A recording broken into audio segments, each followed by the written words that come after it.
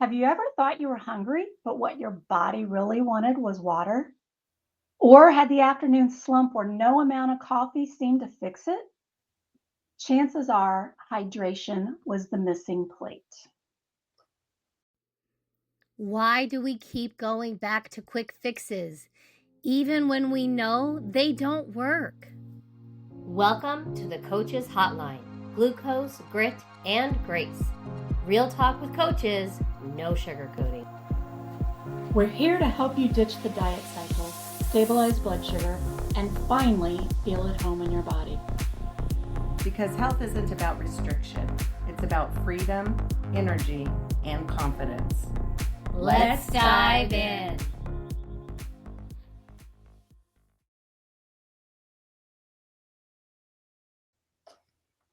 All right, everyone, welcome back to Glucose, Grit, and Grace.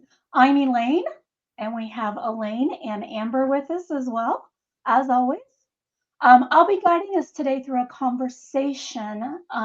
today's conversation regarding hydration. So let me start with a question for you. Have you ever thought you were really hungry, like ravenous, like I could eat anything that's in front of me, even if it was this piece of paper?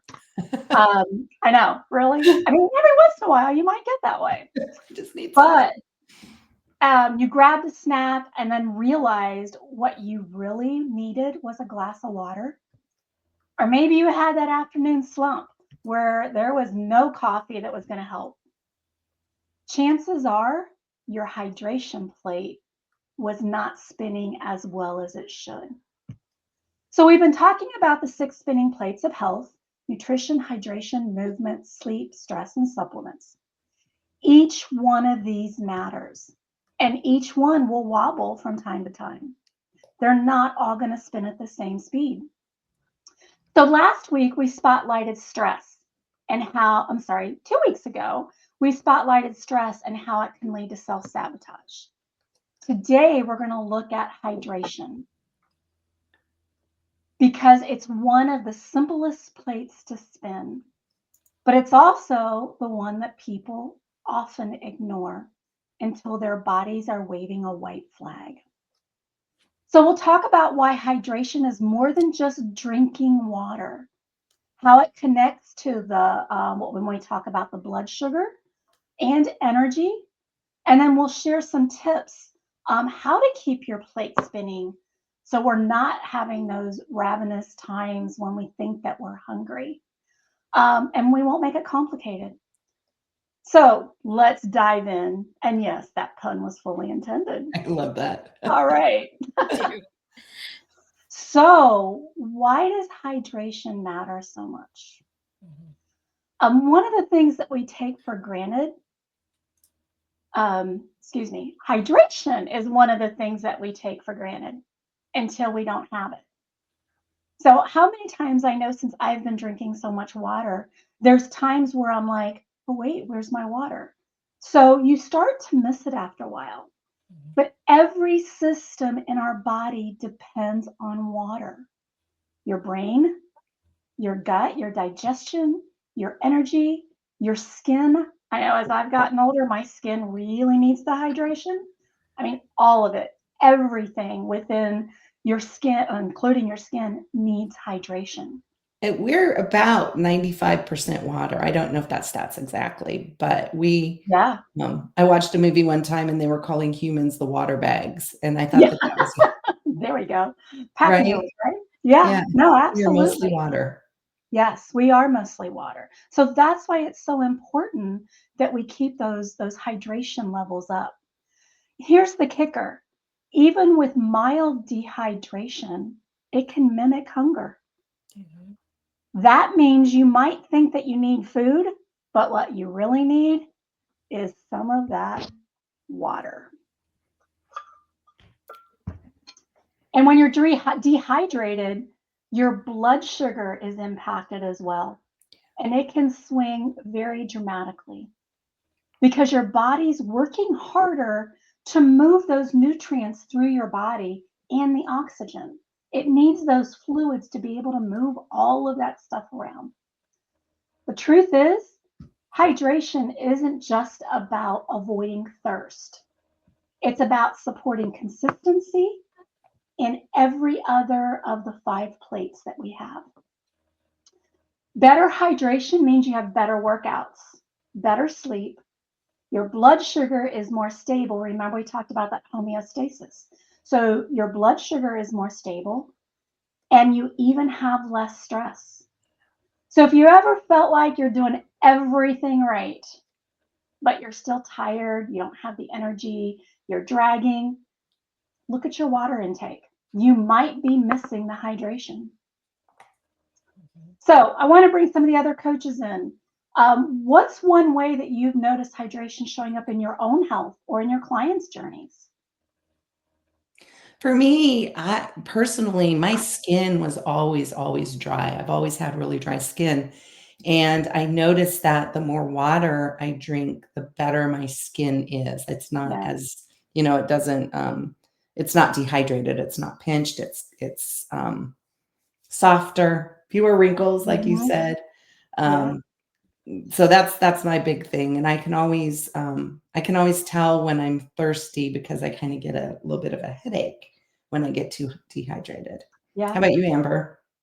Yeah, so I live in Colorado and it's very dry here. Oh, Yeah. And yeah. really, like, the joke around here is that you just can't get enough lotion. But I think I love what you said, Elaine, is that a component that we are missing is also that hydration piece, and when I was at softball practice in high school, like my coach was always hydration. He used to go, no yellow pee.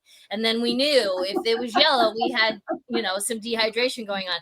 Now that's not 100% accurate, but I mean, it really did like embed in our brains like this need to really stay hydrated. And so whenever I do find myself hungry and I'm like, I really shouldn't be hungry right now, or I'm like, oh my God, I'm so thirsty, water is the first thing I grab, Yeah. because now that I've gotten so accustomed to drinking water, that's really the only thing that's going to quench my thirst. Yeah. Yeah. It's amazing, isn't it, how we get used to that? I Mhm. know water, I grab my water with my purse if I leave. Yeah. And if I don't have it, it's like, wait, I got to go back and get my water. It's like forgetting my purse almost. So, For sure. Yeah. yeah, I almost feel Especially, naked without my water bottle these days. yeah, yes, yeah. It's same like an thing. appendage. Yeah, like Absolutely. every time I don't have it, even if I've intentionally left it in the car for whatever reason, I feel like I'm missing something because I'm so used to always having it in my Yeah, hand. yeah, Yeah. agreed. So, Amber, do you kind of want to take us into some of the myths or misconceptions we might have about hydration? Yeah, absolutely. And you know what? It is so interesting. And I think we've already started to really talk about them, but just being thirsty is not the only way that we know that we need water, that we need to be hydrated. In fact, being thirsty is one of the last phases of dehydration. You will Mm, get that hunger. You will get those headaches, things of that are honestly pretty easily fixed, not by taking any pills, but just by taking some time to have a glass of water. And so, but I think there's a problem with one size fits all. You know, yeah. like you will hear, well, everybody needs 8 glasses of water a day. Do you? I mean, you may need a little bit less, and some of us need more. It depends on how active you are, what climate you live in, and things of that nature. And so, while I think that it's not a bad thing to have in your brain, I should really get 8 glasses of water today. I don't think it's a hard and fast, like, oh, I had my 8 glasses of water, I don't need to drink anymore today. Well, no, that's probably not helpful, you know. And so I think that the all or nothing is really like that fixed mindset. I think really can throw people off. People also think that like coffee and tea don't count as hydration. Caffeine dehydrates you. And there is a little bit of truth to that, but not completely. Yes, you're going to find in caffeine, it is a mild diuretic, but it's still contributing to your fluid intake. Now, don't hear me. I'm not saying that 8 cups of coffee is equivalent to 8 glasses of water. I'm not saying that. But it can be included to an extent in your overall picture of you taking in fluids for the day. Yeah, I know a lot of times I drink like herbal teas, Yeah. especially in the winter, because they don't have caffeine in them. So it's a great way of getting in it when it's cold out, in Ohio. Absolutely. Well, and then it also has herbs in it, that can have really amazing medicinal positive impacts. So I think that, and that 100% counts as you trying to feed that hydration need. Your body is a very receptive entity. And when it's not getting what it needs, it's going to let you know. What I think we need to make sure that we're doing is really making sure that we're listening and identifying where those things are. For example, if I am hungry and I have a headache, naturally I'd probably go grab something to eat. But if I think, well, maybe I should drink some water first, that's an easier lift than anything else. And so if you just lead with, maybe I need to be hydrated, drink your glass of water, and then in 20, 30 minutes, if you are still hungry, then maybe it is time to eat. Or, if you're following the ready to eat satisfied, you'll know if it's about time for you to eat. But I would really pay attention to those symptoms, because that's how our body tells us that it needs something. And it's really just our job to listen and figure out what it needs. I would say probably one of the other big misconceptions is that athletes are the only ones that need electrolytes. And I was actually very guilty of this. I was like, well, I'm not, it's not a workout day, so I don't need to drink electrolytes. Well, no, that's actually not accurate. When you are working out, especially if you're in the heat, you need more. But our bodies thrive on those essential nutrients. And so really making sure that not only are you hydrating, but that some of that hydration includes electrolytes is so incredible for your body. It's that sodium, potassium, the magnesium, and it's essential for your body to be in balance. I agree. I just got back from a trip to higher altitude, and Mhm. electrolytes are now something I pack with me all the time, because especially when you're traveling, you're not in a routine. So maybe you're not drinking enough, you're moving more, and the environment is different. So I always find, and maybe, I have an extra glass of wine or something. And I always find that having electrolytes with me when I travel is the only thing that helps me recover. Yeah. And from It jet is. lag too. I was just going to say, from the planes, because the planes are so drying. I know a lot of times when I travel, which I will be next month, the airplane is so dry, and there's a reason for that. But I always make sure, I know you can't take water, but it's the first thing I do after I get checked in and go through security is I either buy water or I fill up my water bottle so that I have it on the plane, because it's amazing how dried out. My lips usually feel it first. So, yeah. So what are But I some other think symptoms of dehydration that you guys feel? Well, definitely that those cravings, because one thing it can do is really throw off your blood sugar. And we know that when blood sugar is unstable, your brain is going to be looking for fast carbs. And very often that comes in the form of something sugary, things like that. When in reality, we just did need some water. Mm-hmm. And I think it's interesting. A lot of times, now keep in mind, I have a parent who's older, and the first thing they do if we have to take her into the hospital or something is they give her saline for hydration. Yep. So I always think that that's interesting. I mean, usually, very first thing, they may take some blood tests, whatever, and then they stick in that IV for the insulin. So I think that's really interesting. But I think one of the things too is some people need to watch the sodium when it comes to electrolytes. So be Yeah. careful. If you have to be so electrolytes aren't just in the sodium. It's also, and you hit it, Amber, it's also in the potassium and the magnesium. So kind of look for that. If you are on a salt restricted diet, or you have to be careful because of high blood pressure, things like that, watch the amount of sodium that are in some of those drinks and look for something that might be lesser in sodium, higher in potassium, magnesium. So, And also, since we are not doctors and cannot prescribe things, we do want to say, if you do have those situations where you have to watch your blood salts, talk to your doctor. In fact, absolutely, anytime you add something nutritionally like this or a supplement, be sure to talk to your doctor and just make sure that it's okay for you. Yep, absolutely. Thank you for that reminder, Elaine.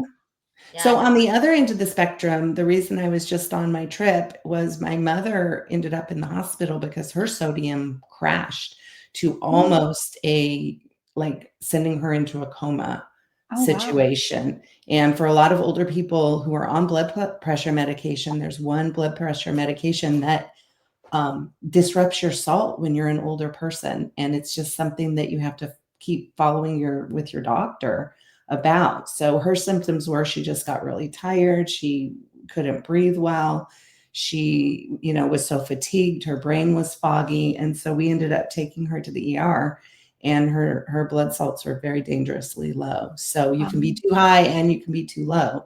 And it's fascinating that your body will regulate that, and that if you give it what it needs, it will give you what it needs. Yep, absolutely.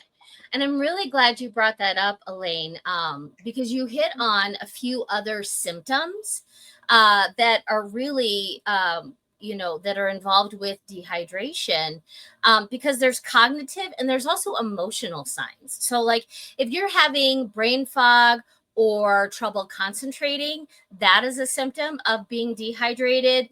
We mentioned headaches, but if you're also lightheaded, sometimes that's just water. It's not that you need food, but you do need some water. Also, if you're feeling irritable, having anxiety, maybe some big mood swings, have a glass of water or 3. Not only could it be stress, but it could be dehydration. If you're feeling fatigued and unmotivated, all of these things that until I started learning about this, I never equated with whether I had water or not. Right. But if you're having difficulty focusing on tasks, making decisions, those are all examples of you may be experiencing a symptom of dehydration. And I'm thinking, I'm not a mom, but I was a teacher for 20 years. And so I know kids very well.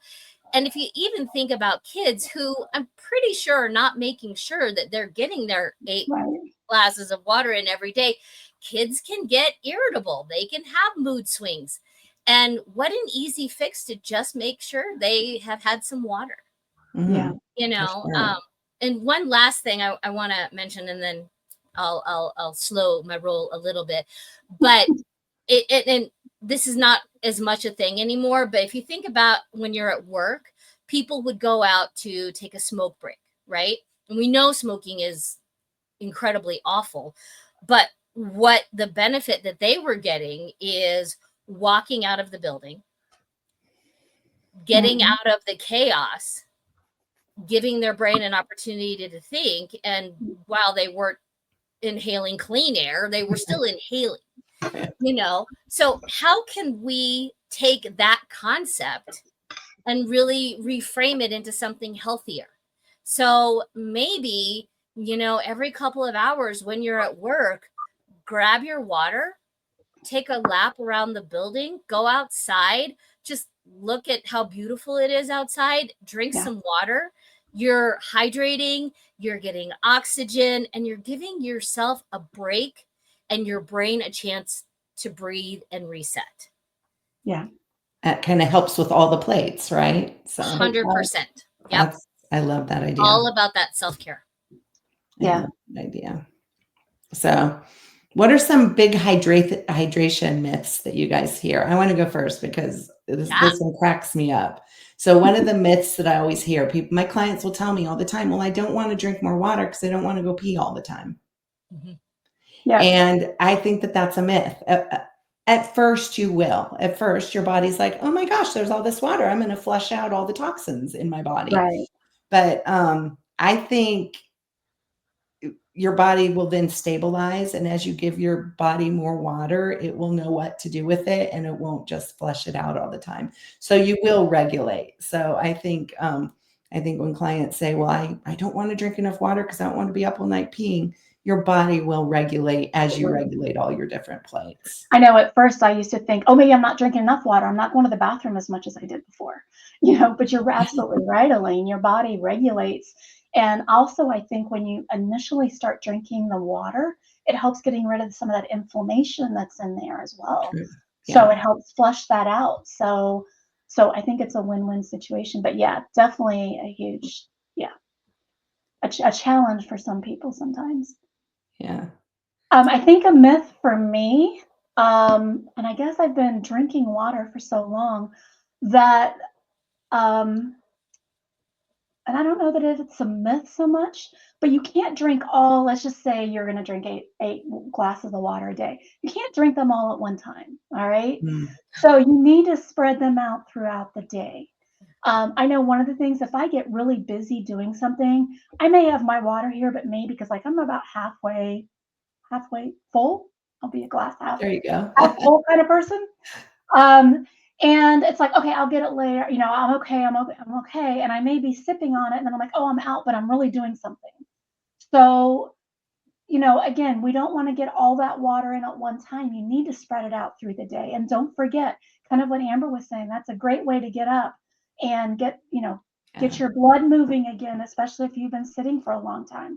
But I guess that's kind of the big thing. Yes, you need eight glasses, but don't drink them all at one time. Don't pound them. Yeah. Exactly. It's not a I beer used to pong do that or all the time.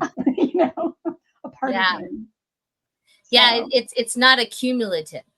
It's not like, okay, I've had my 8 glasses of water this hour, and now I don't have to drink any more water. It's like, right. no, your body needs it the whole Yeah. time. Yeah. It needs it Right. all day, just like it needs your food consistently, right? It Exactly. uses what you give it, and then it gets rid of what you don't, Yep. what it doesn't need, and then it needs some more from you.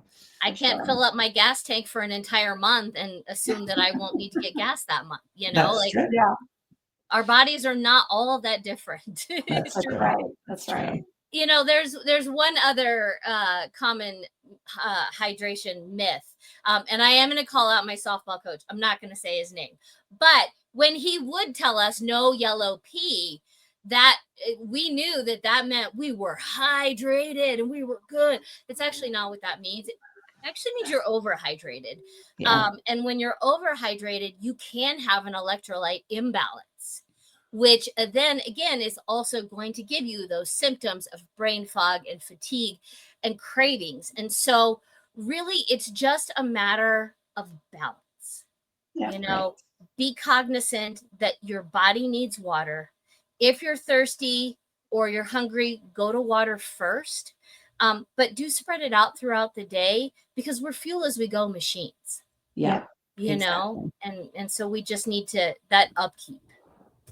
So yeah, I agree. So I want to jump in here and I want to talk about, because we've alluded to it a little bit, is the hydration and blood sugar connection, because that's big. And if we're talking about glucose, we're gonna let's What we're about.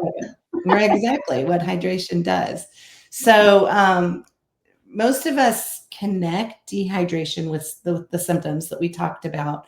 But most people don't realize is that not drinking enough water can really make it harder for your body to manage all of its symptoms and glucose. And especially since I work with a lot of people with autoimmune disease, especially if you have autoimmune disease, you really, really need to watch your hydration. Because there's some reasons I'm going to walk you through step by step that how hydration affects your blood glucose. But you need to remember that that your blood sugar is your mainstay. It's your metabolism. And when you're not doing what you need to do to support your metabolism, it has a direct effect on everything: your cravings, your energy, your mood, your sleep, your stress. And so that's why we always talk about blood sugar stabilization as the root cause of a lot of problems, but also the baseline of how to help yourself get healthier. So the first thing about dehydration is that it actually thickens your blood. I don't know if any of you have ever had your blood drawn lately, but if you ever talk to a nurse that's drawing your blood, they're like, please, please, please drink water for 3 days before we draw your blood, because your blood's not going to come out as easy if you're dehydrated. So if you think about the difference between stirring a glass of water versus like stirring a glass of honey. Honey is thick and it's gooey, but the water moves easily, right? So when you add water to your blood, it makes your blood more easily flow. And when your blood's flowing better, your nutrients get to the organs that need it, your oxygen gets where it needs to go, and the inflammation and the toxins in your body then can be drawn out as well. So we want your blood moving through your bloodstream easily rather than more difficult. So dehydration causes that. And the second point is that it slows down your glucose and insulin responses. So when your blood is thicker, your glucose and your insulin can't travel as freely in your body. And your insulin has to do a lot more work. It's a lot harder for it to do its job to get the glucose to your cells for energy. So when that process slows down, your body can temporarily become insulin resistant. So if your doctor has told you you have metabolic disease or you're insulin resistant or you're pre-diabetic, be sure to add more water to your diet, because then this helps everything run more efficiently. It'd be like trying to run a car without gas or without oil. Things just don't work well. Mm-hmm. So when you're insulin resistant, your cells aren't absorbing the energy that you're giving it as efficiently. So then you get fatigued, you get brain fog, you get irritability, and sometimes that urgent craving, right, for sugar or caffeine. Hold on a minute. So are you saying that those mid-afternoon cravings, like 2, 3 o'clock, that people think are willpower issues, but maybe it's just dehydration? It could maybe just be dehydration. I don't think that willpower needs to be in our conversation at all, because it's generally your body, right, saying, hey, I need something. Mm-hmm. So instead of, you can have a cup of coffee or a cup of mushroom coffee. That's really good for you. Or you can have a cup of herbal tea, or just take a glass of water, put some lemon juice in it, and give yourself a little energy boost. So isn't that crazy that our body gives us these signals, but we've never really been taught to listen to what they mean, right?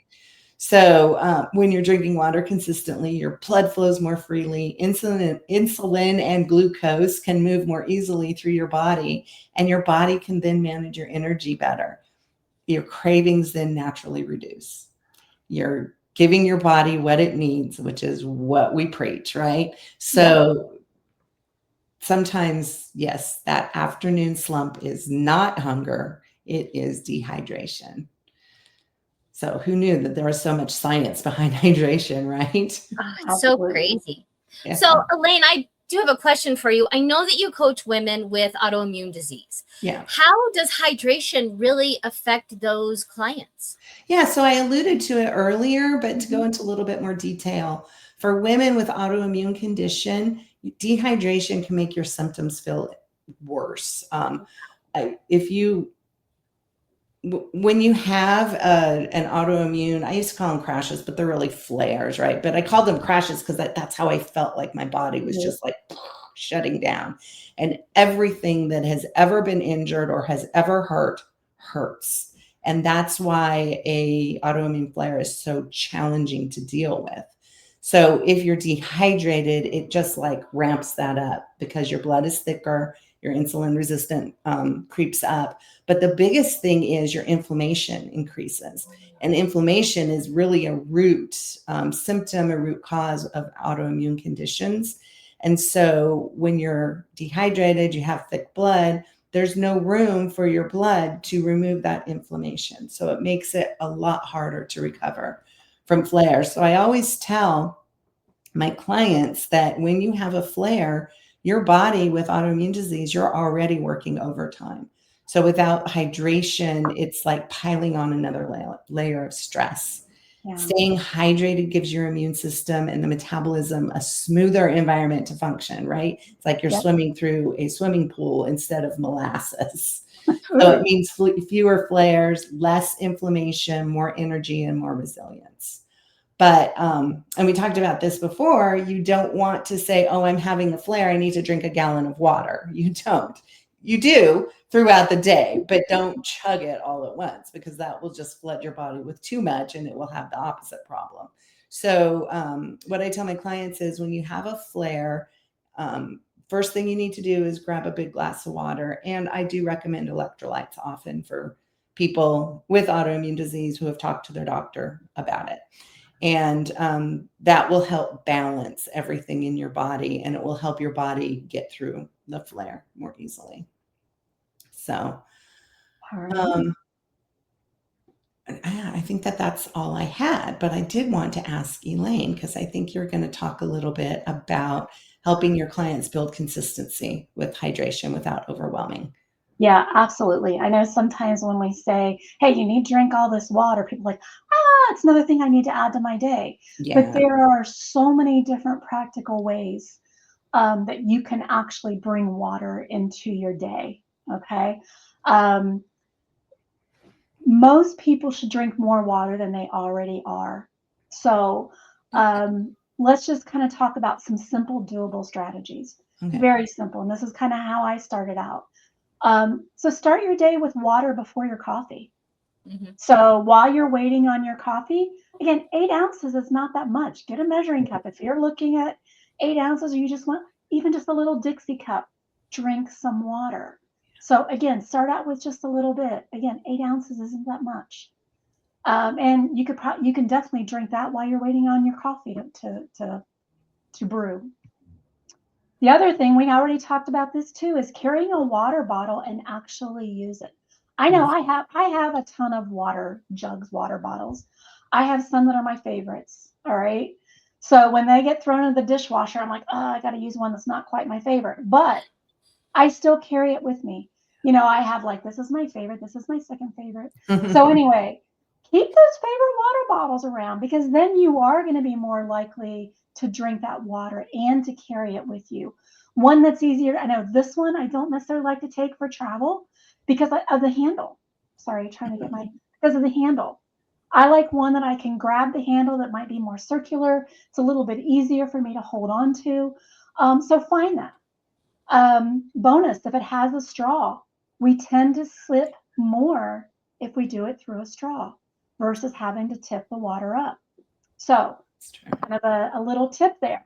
Get a straw for your water bottle. The other thing is to set reminders. Maybe set your phone alarm. For those who have Fitbit or your watches, it usually reminds you if you haven't walked 250 steps. If that comes up, think also, did I get my water? Do I have my water? Do I need to refill my water? Put sticky notes up that says, remember, get your water. Whatever works for you. I know this is before we knew how bad plastic bottles were for us, but what I used to do is I would have a plastic bottle and on the bottom of it, I would make tick marks on the bottom so I knew how much I had drank that day. So that was kind of like, oh, cool, I get to make another tick mark because I finished a bottle of water. Those little things are going to go a long way in getting you into the habit of staying hydrated. You can flavor it. How many of you guys go into like a bed and breakfast or something, and you look in and you see this nice container of cool cucumber water because it has cucumbers or lemons or different herbs, lavender, something like that, and we're like, oh, this is cool.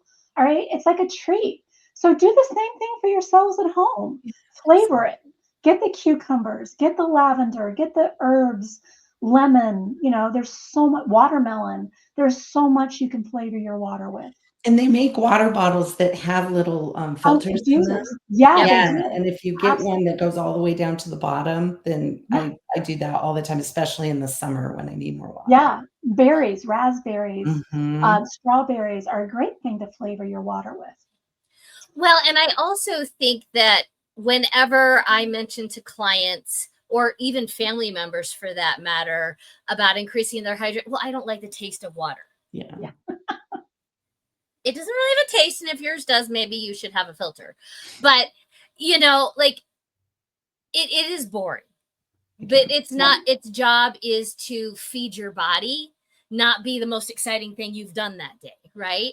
Right. But again, like you're saying, add a little something something that makes it feel special, makes it Right. easier to drink, because the more water you can get into your body on a regular basis, the better you're going to feel. And if you've also kind of like, I spoiled myself with these strawberries, then you feel amazing as well. So Exactly. don't let I don't like the taste of water be the reason that you drag every day That's and not right. drink enough. For And sure. be careful of those drops that you put into your drinks. Oh Mhm. gosh. Sometimes those are filled with so much things that we can't even pronounce. All right. Mhm. And they may even have like sucralose or something in it, which is not the best for us. Mhm. Now, if that's all you can do, try and maybe wean yourself off of some of that. And maybe switch to watermelon, cucumbers, berries, lavender, things like that. So with that, remember that it's not just water. If you have soup, soups are made from waters typically, or some sort of a liquid.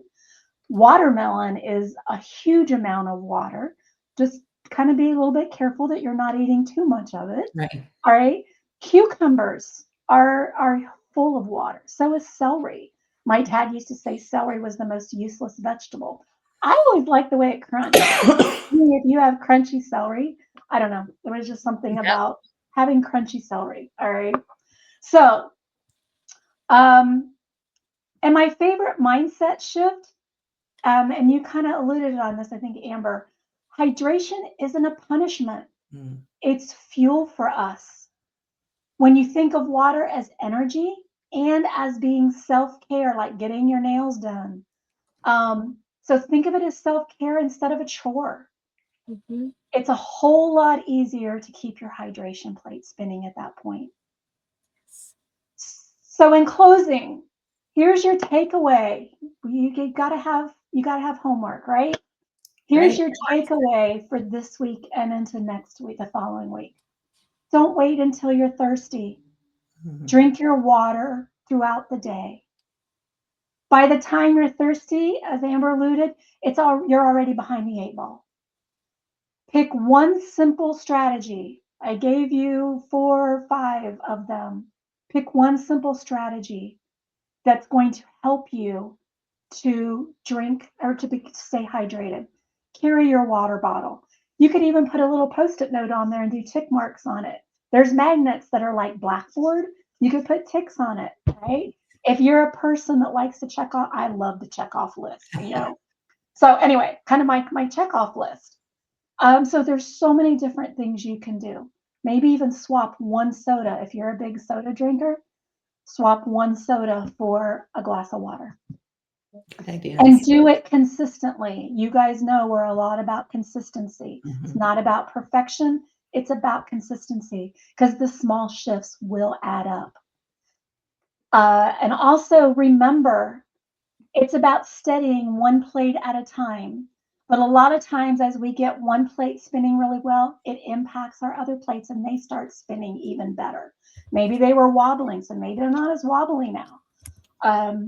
So that's why we want to make sure that we just get some of these spinning just a little bit because they do have impacts on our other plates. All right, so let's wrap this up. Amber, Elaine, what's one hydration tip you personally swear by, and what challenge do you want to leave for our listeners? So I'd love to go first because I just talked about how people don't love the taste of water. And I guess I do love the taste of water because I mostly just drink water and I definitely crave it now. But I'm human. And so there are days when I'm like, I know I need to drink something, but I need something a little bit more than water. And so what I do is I will put some lemon or some lime in my water, because then I've got some flavoring that I enjoy. And what's lovely about that is that limes and lemons naturally contain potassium, calcium, and magnesium. So you're also like putting some electrolytes Electrolytes. into your Yeah. water. And perfect. it's not that you had to go buy an expensive powder with electrolytes. You should maybe talk to your doctor about, can I put lemon in my water? But I don't think they're going to have a problem with it. Yeah. And so that's a really easy lift to get rid of I need something more than just water. And there's also some great health benefits. Yeah. Yeah. Amber, you are lucky that you live in Colorado where the water is amazing. We're So actually known for how delicious our water is. Maybe truly. it's just because I live here. No, Y'all, truly. Yeah, I've lived there too, and it's good right? water. That and the water at Lake Tahoe, I think, are my two favorite waters that just Nice. taste good.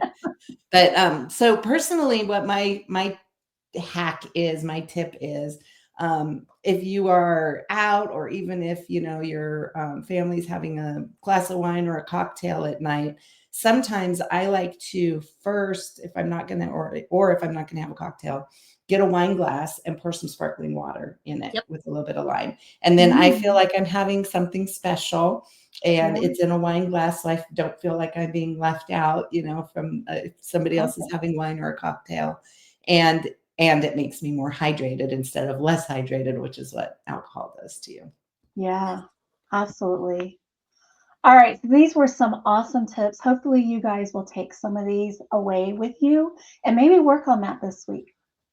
So we really want to thank you for tuning in.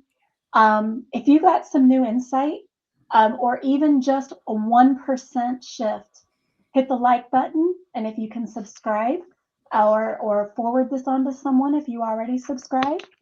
And then put it in the comments if you have any comments. If you have some ideas on how you get your water into the day, we'd love for you to share it with our other subscribers, with our other viewers as well. And don't forget to join us in 2 weeks. We'll be diving into another topic, and we'll see how that goes. You don't want to miss it, because I know it's going to be very thought-provoking. Who knows? All right. I think that's about it for today. Thanks, everyone. Go get a Thanks. drink of water, and we'll talk to you later. See you later, Cheers. everyone.